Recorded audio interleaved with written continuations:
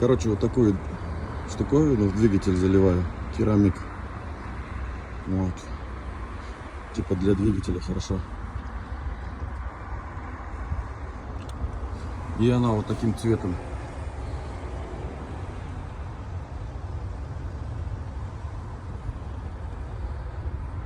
Типа медок в народе, говорит, называют.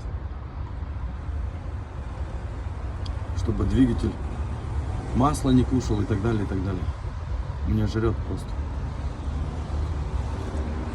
Сейчас фотку приложу.